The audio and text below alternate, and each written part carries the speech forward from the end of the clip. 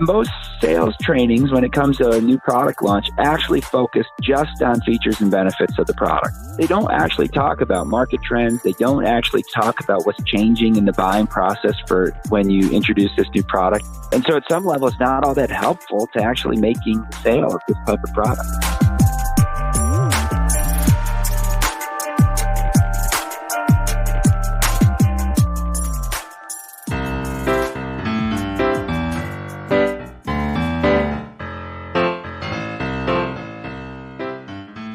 This episode is brought to you in part by TSE Certified Sales Training Program. The program is to challenge sales reps, to teach them the fundamentals, and to help them become consistent at closing deals. To find out more about the program, go to thesalesevangelist.com/course. This episode is also brought to you in part by audible.com. Get a free audiobook download and a 30-day free trial. Simply go to audibletrial.com/TSE.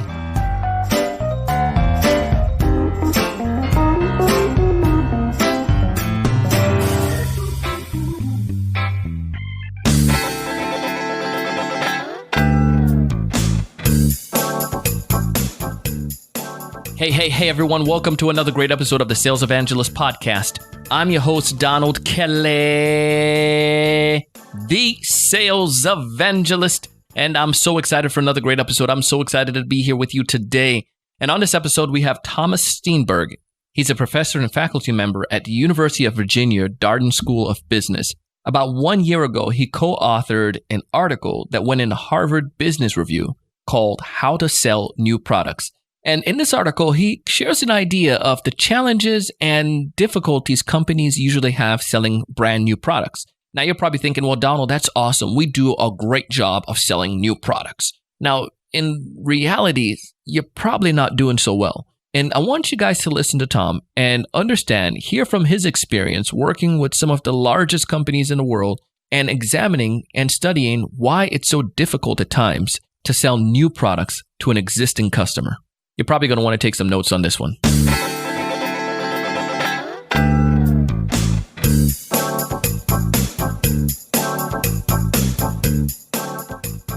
Welcome to the show, Tom. Thanks for having me. Appreciate it, Donald. Well, I'm super excited to have you. I know you're going to bring us some great wisdom and some great insights today. I bragged about you a little bit there and how we got connected. But before we dive into all the fun stuff, why don't you give us a little bit more about you and what you do, man? Sure. I teach business-to-business marketing and sales at the Darden School of Business, among other things. I'm also administrator.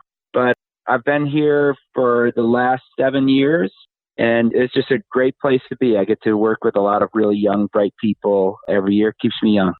Awesome, man. Well, that sounds like a good gig. Grateful for folks like you who help us to increase our business acumen. I was telling my friends about you and how I first heard about you. I was listening to Harvard Business Review, and you did a segment on that podcast, an episode where you're talking about selling new products versus selling an existing product for companies. And I wanted to pick your brain on that because many of us who are listening to this, we're sales reps and sales leaders working, small, mid-sized companies, and this is like totally foreign. This is like alien language you're speaking here. But I wanted to talk about why we should consider this and why is this a challenge in the first place. So maybe we could start off there with your experience with that. Yeah, the thing that got me interested in this, we actually did about a 5-year research project on this topic. But the thing that had gotten me interested in this as an area of study is that I had sort of grown up, so to speak, at Xerox many years ago, probably 25 years ago now. And, Xerox was good at a couple different things. It had an amazing research and development center. As many people know, Xerox invented the GUI interface that's common on every laptop, every PC you see these days. Mm-hmm. And the fax machine. They had these amazing communication boards that you could talk to somebody in London like they're right in the same room with you. And this was well before anyone else had them. They had this incredible R&D, and they also had this incredible sales organization. And everyone that I meet that grew up in Xerox sales still talks about it as being an amazing experience. And the interesting thing about it was Xerox failed to commercialize almost every product that I had just talked about. Somebody else reaped the rewards from that work. It made me think, so how did a company with such a great sales force lose out on commercializing those products? And So we wound up doing a long research study to better understand what it takes to sell new products and what's so hard about it. And that's really sad to hear that. I mean, I guess, Xerox never hurt from it, but I guess the opportunities were like, just think about how much opportunity they missed out on. And it just came right back down to this idea, right? I mean, was it just because of a management issue, you would say, when it comes towards like selling that new product? Or was it just like the sales rep? Like, what were some of the things that you discovered that caused this to be so bad? Yeah. Well, when we looked into the problem, we tried to do a number of things. One thing was look at what's different about the way people sell. Mm-hmm. Another thing we looked at is that what are the types of people that really excel in this process? And then taking it up one more level, we said, what are the organization structures? What companies are organized? What sort of cultures do they create to be able to sell new products? And the combination of those things, finding the right process, finding the right people, and finding the right organization culture, the key to making this happen. And Xerox, yeah, absolutely. They're still a great company. They just sort of missed out on some of the rewards that they should have had relative to what they were developing. So let's talk about how could we fix that? Like, the sales managers are listening to this, and the thought was, if a sales rep is selling let's say a sales rep that's selling just to an account executive, and she's selling to her typical client, why is it such a big challenge for her to now be in charge of selling new products? Or should she sell new products, or should she not sell new products? Yeah, I think, well, let's start with what most reps would like to do. Most reps, if you give them a choice, would love to sell new products, at least in the beginning. They feel like it gives them an advantage, opens doors at the client's account. And the question is, what happens in the long run? Yeah. Do they continue to put effort towards selling new products, or do they let it go? And some of that has to do with getting people's perspective right. So I can talk a little bit about what's different about selling new products. Yeah. And the first thing that comes across in terms of process is different. It's just super resource intensive. It takes a lot more time to sell new products. It takes a lot more energy. Typically, you have to meet with more people on the buying side. We are mostly interested in studying business-to-business companies with long sales cycle. And what we found was it's about 30 to 40% more time that people spend selling a new product as opposed to an extension to a line. In addition to that, you're meeting with a lot more people in the buying process, and you have to develop a different network site to be able to sell. And so it's very resource intensive.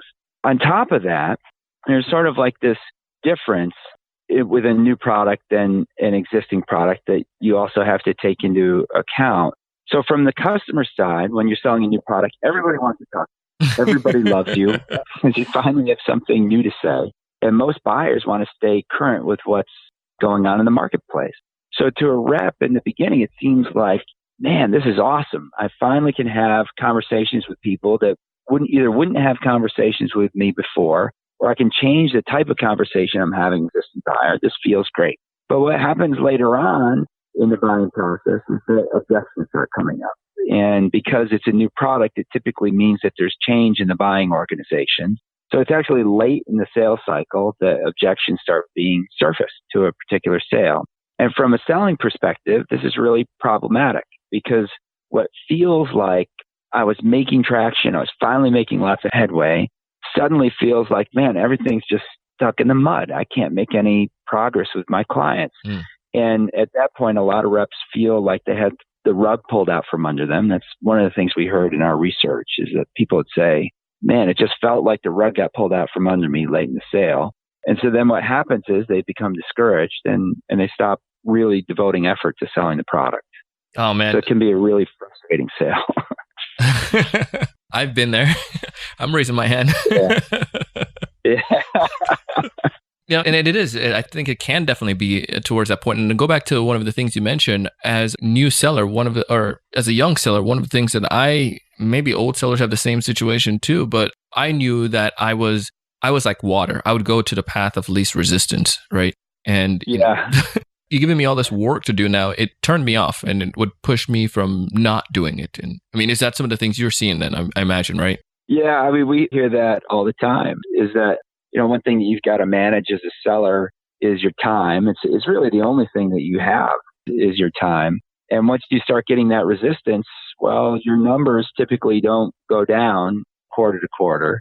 They typically go up, and it becomes harder and harder to figure out how to make that investment. And we do find that it pays off in the long run with persistence, but it's a difficult thing to do to make that commitment to selling the new products, particularly when you have, your quarterly numbers to make. Oh, yeah. I mean, I don't want to have to worry about that crap. I just want the money. That's right. So what, in your experience and in the research that you're seeing now, what started to happen in the same thing tied back to Xerox as well, where the new products were not being sold. So now if management find themselves in a sticky situation, a small company leaders listening to this and they're like, there's no way I can do that. Everybody has to learn to sell everything. Any thoughts that you would bring towards that?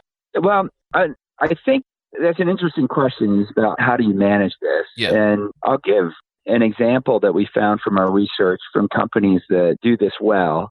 So one of the things that's true with new products is that it takes a while to figure out how to sell them. One of the things that we found in our research is that there's a couple different types of reps, different types of mindsets for reps that they might have. One is that I have to make my quarterly numbers, and it's performance mindset, and I will never miss my quarterly numbers. Like, that's the worst thing on earth. There's another rep who really gets joy out of learning, and their primary mission in life is to problem solve and devote themselves to learning. And what we found in our research was that the trajectory of sales for these two different types of reps is very different. So from the performance rep, what we find is that typically right after the product launch, they don't invest as much in learning. And so what happens for both reps is that their sales go down initially after a new product launch, because you have to go and learn how to sell this at a customer site. Mm-hmm. For the performance-based rep, they go down less. For the learning-based rep, there's a really big drop in sales early on. And what happens for these reps is that they spend a lot of time learning what's different at the customer site and how to make this sale. They sort of spend time anticipating rejection. And so that means they're not selling their existing portfolio as much. Yes. What happens in the long run between these two reps is a dramatically different story. So for the performance-based rep, this rep in the long run, their sales recover, but they go up only so far.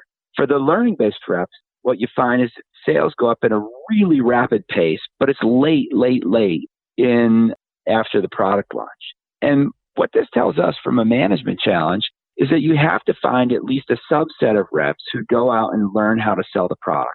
And you need to give them time to go in and invest, figuring out how to work the client, what their pain points are going to be, what are their objections later on in the sales cycle, and then bring back to the firm and redesign the sales process so that you can sell this new product. And it's very interesting when we talk to marketing teams that support sales processes and ask them, what type of training do you give your reps? How do you teach them to sell the new product? Basically, most marketing teams throw the product over the wall and then disappear, never to be seen from again. They say, you go and figure it out. So somewhere in the sales organization, we know that you have to dedicate some time to learning how to sell this process and anticipating objections later on. Now, whether that has to be the whole sales force or part of the sales force after product launch, I think you can make either one work, but somehow there has to be learning in the organization. And not only that, you have to find the right types of people to go out and do that, because not all of your reps are going to invest the right amount of time to make that happen. Is that helpful? Oh man, that's very helpful, because, just thinking about it from, in that light, it's almost like you're re-engineering. Instead of, like you said, go back to the marketing folks, instead of taking marketing and saying, here's a great new software like they used to do to us, go and sell this sucker now. It would have been beneficial for them to re-engineer and say, how are the salespeople selling and how are clients buying, if I understand correctly? And then let's go back. Yeah. And most sales trainings, when it comes to a new product launch, actually focus just on features and benefits of the product. What's wrong with that? It's the early stage stuff. They don't actually talk about market trends. They don't actually talk about what's changing in the buying process for when you introduce this new product. And so at some level, it's not all that helpful to actually making the sale of this type of product.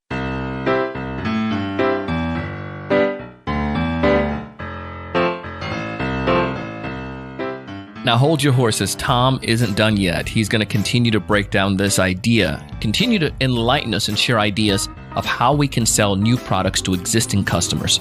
We'll pick up right after the break. You're listening to the Sales Evangelist podcast, and I'm your host, Donald Kelly, the Sales Evangelist.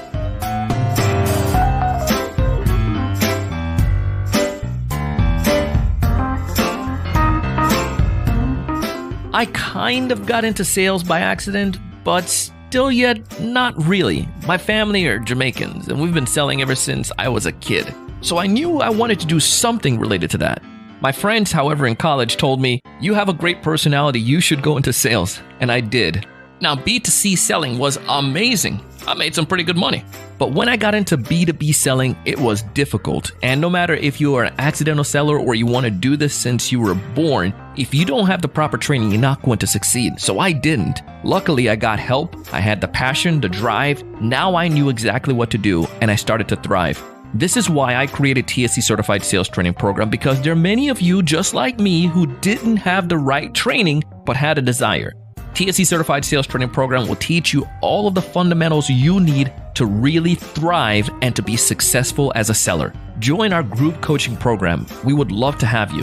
Find all the details in the show notes or go to thesalesevangelist.com/course. Again, thesalesevangelist.com/course. This episode is also brought to you in part by Audible. Audible has hundreds and thousands of titles of books for you to choose from fiction to how-to to sales books. One of the books I'm listening to right now is Sales Management Simplified by Mike Weinberg. I'm telling you, the book is amazing. I highly recommend you check it out. Get the book for free and also a 30-day free trial of Audible. Simply go to audibletrial.com/TSE. Again, audibletrial.com/TSE.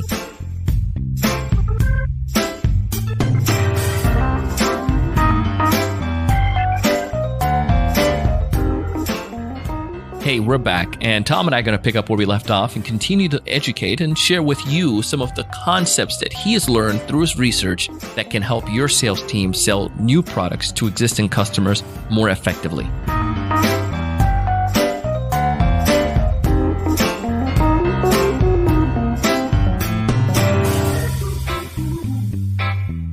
You know, and it's funny that it sounds so basic right now, just like talking through it, and we would think like, why didn't no one ever think about this before? Or why did no one ever do this before? But it's just, I think I have my conclusions, but why do you feel sometimes that companies don't even do this? Well, let's back up. You've taught this before and you share this with companies. Would you be willing to share, or in your experience with anyone that you know of that did this well, that any companies you're familiar with?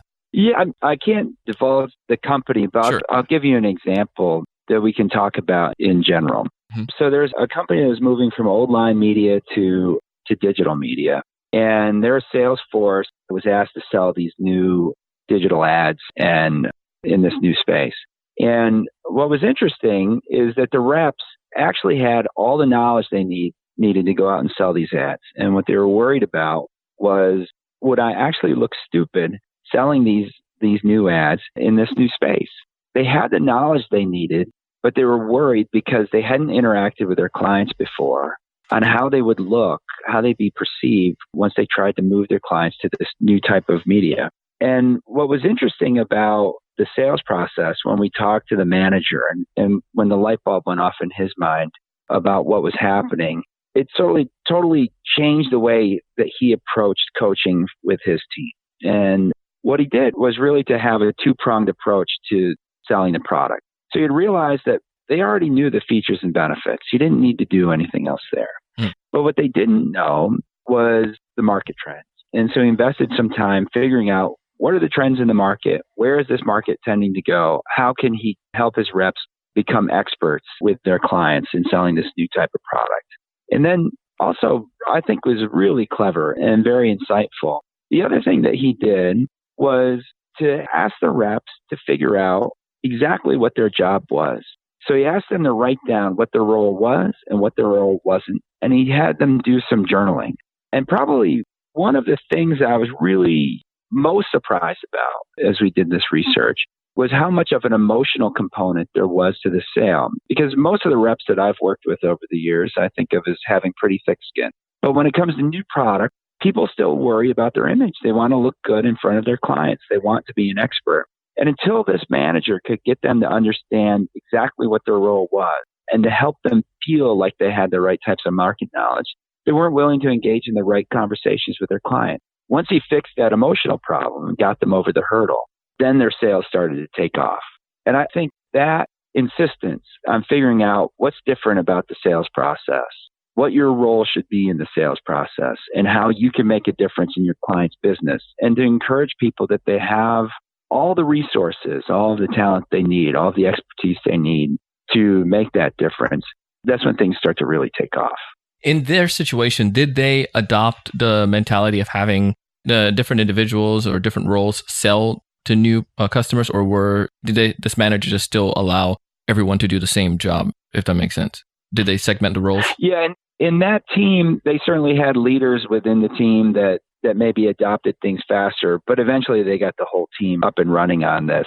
And I think that's possible in most cases. You may have some people who adopt faster than others. You can use them as an example. You should be sharing best practices about how to sell within your team, but eventually you can get most people up the curve. Okay. So very good. I mean, if I could just add to that one little thing too, people might find this interesting in working with their own team. Another thing that we found when we were doing our research is that often it's not the best overall performing rep that becomes a leader in selling a new product. Sometimes it is somebody else from the team, maybe a high performer, but not the super high performer, that's willing to invest the time and becomes the first person to adopt. There's been some companies that we've worked with where actually the very best reps have said, no, I'm not going to adopt that until somebody else figures it out. And if that's the case, you should find somebody else to figure it out and let that other rep go and sell what they're comfortable with until the process is proved. But you do have to figure out how to share best practices at some point. That is awesome. No, I like that fact that the best practice concept, some organizations that I've been a part of, what they have done is, have that person, whoever it is, like you said, it didn't have to be the top performer, but somebody that did, maybe somebody's just really great at setting appointments, have that individual, give like in a sales meeting, like a 10, 15 minute, quote unquote mini workshop on what they're doing to perform so well. And I see that some organizations that are laggers typically will have everyone just almost like an isolation lone wolf chamber, like everybody run, figure out how to do this on your own and let's come back. But I feel in sales, you really have to do it almost like a Moneyball a little bit, where you got to make sure you understand those numbers and the data. And if you can understand your numbers, you're going to be able to guide your team and charter your course and perform the best. Yeah, you can figure out where the problems are in the process and fix those. Anyone that, like, any other advice you'd give to someone who's listening to this and they're like, holy moly, I've never ever thought about this. A sales leader and their mind is just as blown as mine was when I first heard this idea. Any other advice that you would have that you would give them? Yeah, if I think of cultures that do well in terms of being successful, it's cultures across companies that really take a long-term perspective on the sale. So somehow you have to buy your reps some space to figure out how to sell this new product, and they invest in learning. Another piece of evidence along those lines, about differences between reps and how to get that out. One of the things that we found differences across the best performing reps and then average reps in selling new products is that best performing reps really focused on things that were very deep in the sales process. So they focused on questions like, what's going to happen to the buyer if they adopt this product? So new products often mean there's organizational change. People might have different roles in the buying organization post-adoption. So they figured out, well, what would those power dynamic changes be? They asked questions like, will the buying organization have a criteria list to buy this new product? Or is it so new that they can't even figure out what it is or how to adopt it? They won't know how to make a purchase later on. They focus really deep in the process.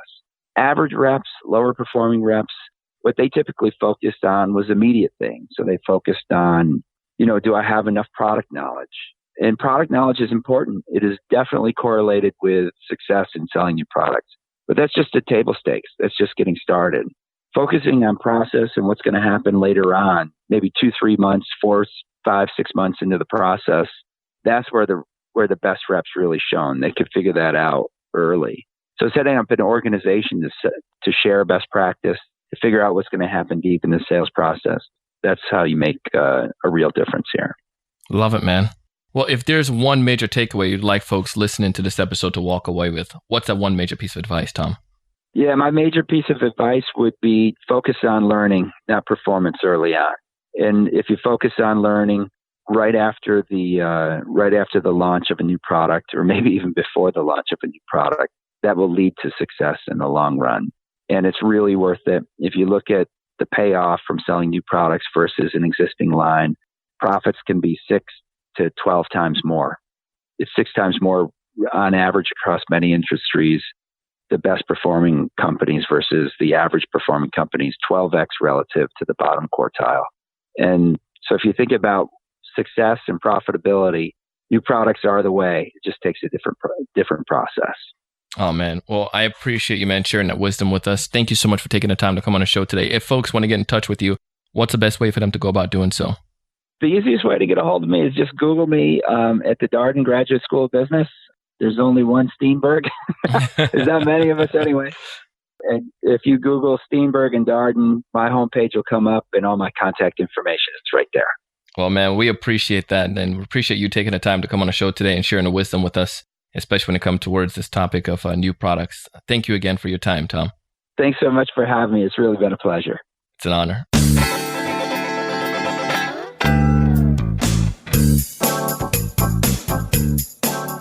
Now, I'm not going to lie. The first time I heard about this, I was like, I don't know about all that. Is that really true?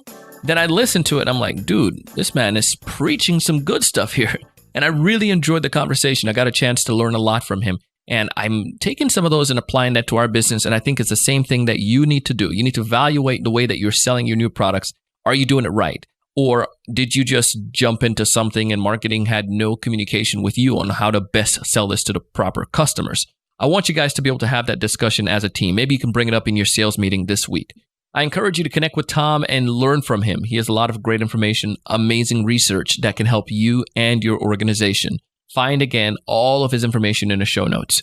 And also, while you're on the show note page, check out TSE Certified Sales Training Program. It would be an absolute honor to have you and your team join us. You can find all the details by simply going to thesalesevangelist.com/course. Again, thesalesevangelist.com/course. We share stuff like this because we want to help you. We want you and your team to be able to find more of those ideal customers. We want you to have more meaningful conversations. We want you to close more deals. But most importantly, we want to challenge you to go out each and every single day and do big things.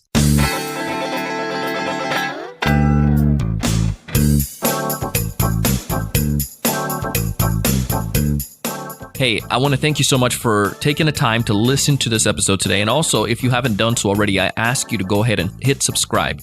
It would be an absolute honor to have you leave us a rating and review on Apple Podcasts. It goes a long way. Folks are able to come back behind you, see your testimonial, and hit subscribe because of what you share. I would greatly appreciate that. Our show today was produced by myself and the Sales Podcast Network. It was edited and mixed together by the one and only Jershon O'Bale. Our show note today was created by Rael Ramirez. Our podcast guest coordinator is Mrs. Maymar. All of our podcast artwork and social media graphics was created today by Desin Cunado.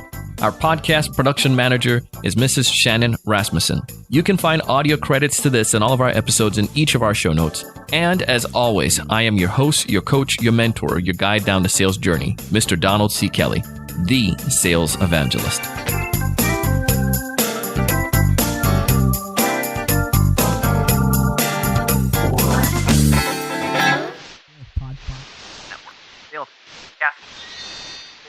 Sales Podcast Network.